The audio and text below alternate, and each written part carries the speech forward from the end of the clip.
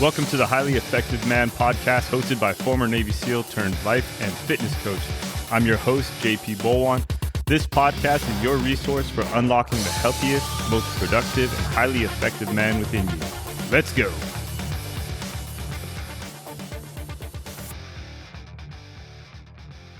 What's up, guys? Welcome back to the Highly Effective Man podcast, the show dedicated to helping busy men take control of their fitness, mindset, nutrition, and life. I'm your host, JP Bolwahnn, and today we're diving into one of my favorite topics, training like an athlete. So whether you're chasing down your goals, your kids, running your business, or just trying to hit the next personal best in the gym, this episode is going to give you some practical, athlete-inspired methods to maximize your performance and your results in everyday life, okay? Let's face it. Most of us are not going to play in the NFL or stand on top of some Olympic podium. That's okay. Okay, but that doesn't mean that we can't train with the same intensity, the same focus, or the same purpose that elite athletes have. Okay, you don't need to be a professional athlete to get the benefits from professional level training principles. All right, so in this episode, I'm going to walk you through some of the same principles that I've used throughout my Navy SEAL career, playing rugby, when I was playing football, and principles that I still use to this day. Okay, these have helped me stay strong, stay explosive and resilient, and eat all of this while my life has gotten busier. All right, so let's get after it. All right, so one of the biggest things that we want to talk about is mindset, right? So we got to think about training for performance and not just aesthetics, okay? It's one of the biggest mindset shifts you can make is that you want to be thinking about training like an athlete that's focusing on performance over aesthetics.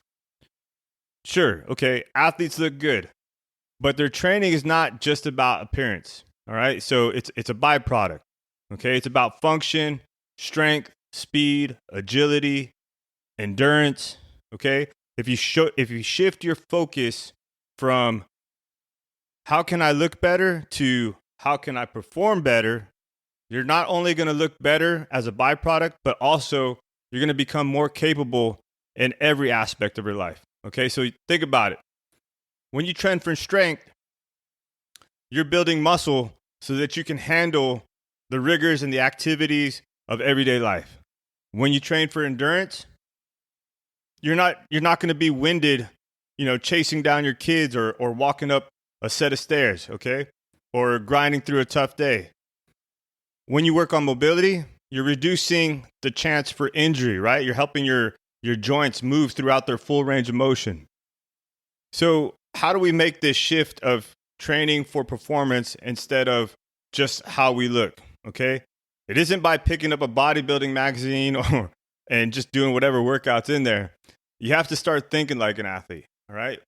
We have to add compound movements like the snatch, the clean, squats, deadlifts, presses, and we have to train across multiple disciplines like strength, endurance, mobility, gymnastics, thinking about all the different aspects that we might see in everyday life, all right?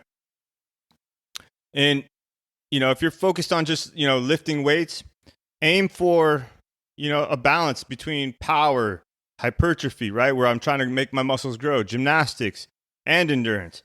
Try combining heavy compound lifts with explosive movements like Olympic lifts, kettlebell swings, or box jumps. One of the things that I like to do before any lifting workout is think about, okay, what are some explosive type movements that I can do at the beginning of my workout before I get into the lifting part of the workout, right? I mean, it's still lifting, but the slower, I guess, like bench press and squat, deadlift, those types of movements are not as explosive as the snatch, the clean, a kettlebell swing, or a box jump. So those more explosive type movements, I move those towards the front of the workout where I'm more fresh.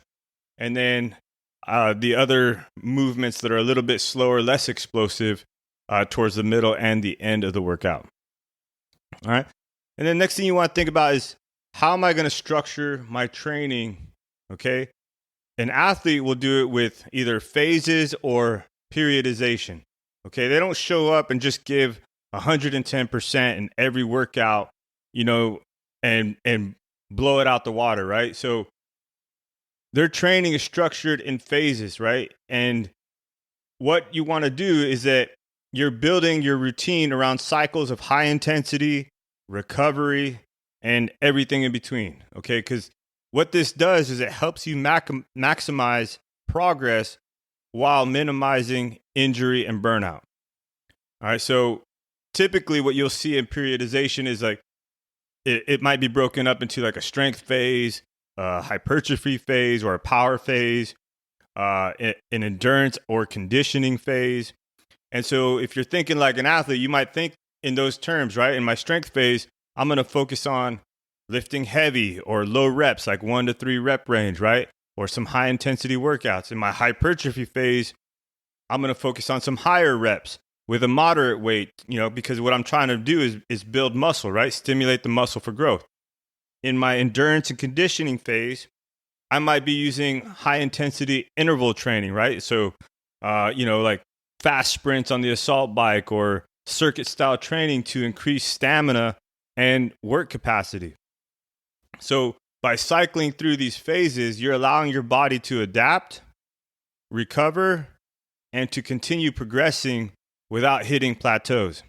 Okay, so if you're not competing for something specific like a jiu-jitsu tournament or a specific event or a season, right, like an athlete is, don't worry about dedicating long months to each phase. All right, so even if you're splitting your month up into, say, 2-week phases, you can still get some great results from doing 2 weeks of strength or 2 weeks of power or 2 weeks of hypertrophy, right? And 2 weeks of conditioning. I even like to break it up into even smaller phases, right? Where it's like, maybe 1 week is like this, or even one workout is a low rep workout. My middle week workout might be a medium range rep workout. And then the third day of my lifting will be higher reps, right? So I'm getting a little bit of everything throughout the week and I'm keeping it fresh and I'm still allowing my body to adapt and recover. All right. It's not just all heavy all the time, that type of thing. All right. Now, because of we're training and we're doing all these things, we also need to think about recovery as a weapon. Okay. Use it. If there's one thing that athletes know better than most of us, it's how crucial recovery is, right?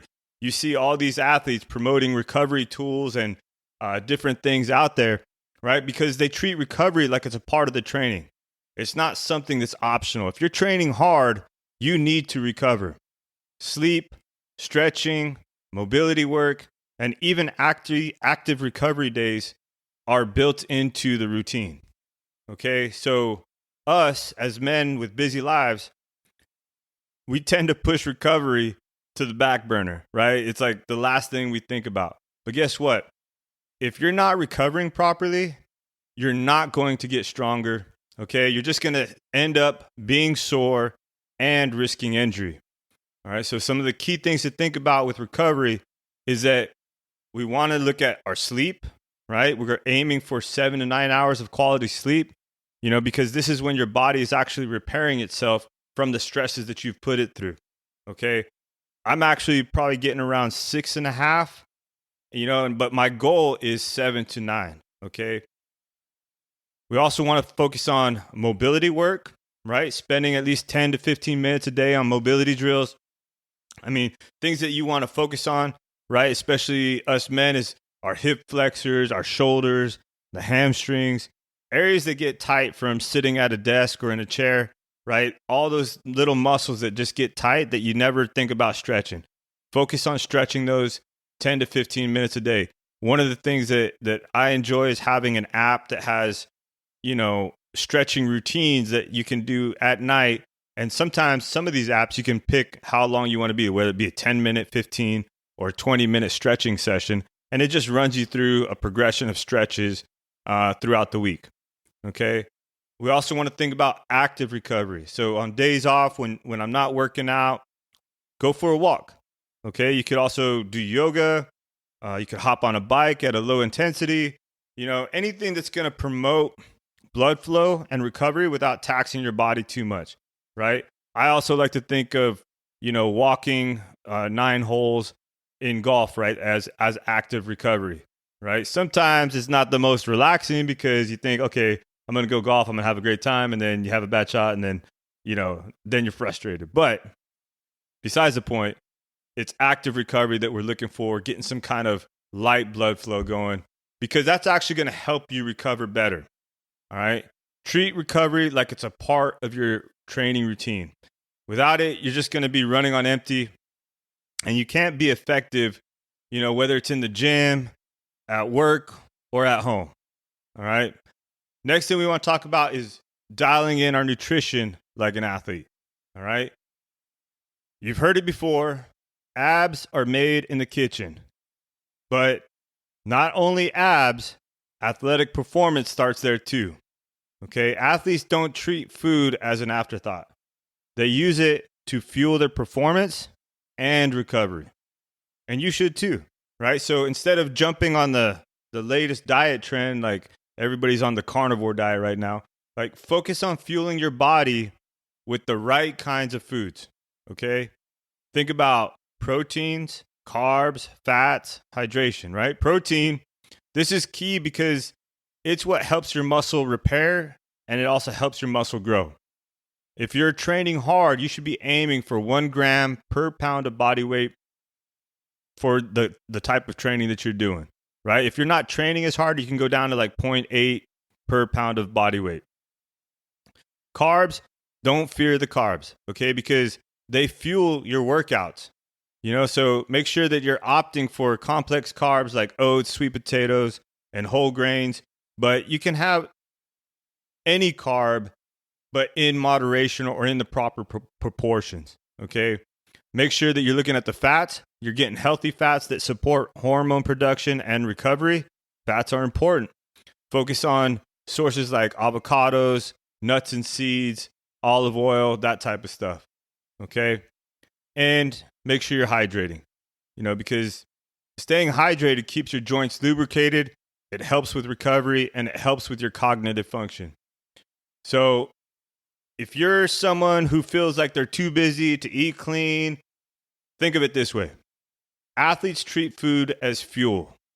It's not just something to fill a hunger gap.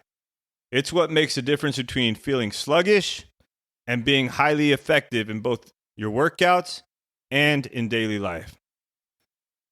The last thing I want to talk about is your mindset. Okay, training like an athlete isn't just about lifting weights or running faster. It's also about, and probably more importantly, building mental resilience. Okay, athletes face pressure, challenges, setbacks, and triumphs consistently. But their success comes down to how well they handle it mentally. Okay, there is a lot of mindset work that comes into it. Okay, so start incorporating mental training into your routine just like you do with your physical training. Whether it's goal setting, visualization, or building discipline, mental toughness is a skill that can be trained. All right, so a quick mindset drill that you can use that might help you is that before your next workout, or if you have like some kind of challenging event that's coming up, maybe it's at work or whatever it is, I want you to visualize yourself succeeding. Okay, see yourself succeeding in whatever it is that you're picturing. Okay, now that you have that vision, think about a moment where you might have struggled on the journey to completing that vision. Okay? Think about something that's challenging or somewhere where you might have struggled. What did you do to overcome it? How did you overcome it? Right? And when you think about the things that you did to overcome, or the things that you did to build the mental toughness to complete the goal, now when it happens, you've already been there. right? You already know what to expect. It won't be a surprise and it won't be as challenging, okay? Notice I said as challenging. It's still going to be a challenge, but you're still going to push past it, right? Because when you rehearse these types of things, what you're doing is you're building a mental pathway for success before you even start, okay? And when you've done that, now it becomes easier to get through whatever that challenge is and helps you complete whatever goal it is that you're on. All right, guys, there you have it. Those are some athlete-inspired training principles that you can start using today. So train for performance, not just aesthetics. Structure your routine so that you're using periodization or phases, whatever you want to call it. Okay, prioritize your recovery like an elite performer would. Dial in your nutrition. And most importantly, train your mind to be just as strong as your body. Thanks for tuning into this episode of the Highly Effective Man podcast. If you got value from today's show, make sure you subscribe, share with someone who needs to hear it, and leave a review. And remember, you're not just training to look good, you're training to be effective in all areas of life. Until next time, stay focused, stay disciplined, and keep training like an athlete. Let's go. Thank you for listening to the Highly Effective Man podcast. If you enjoyed or learned something on this episode, do me a favor and share this with somebody who you think needs to hear it. And one last thing, if you want to work with me as your coach to help you get fit, be more productive, and in general, just be the most effective version of yourself, head over to my site, higherlevelcoaching.co. Once again, that's higherlevelcoaching.co, and schedule a call with me there. Thank you again. Let's go.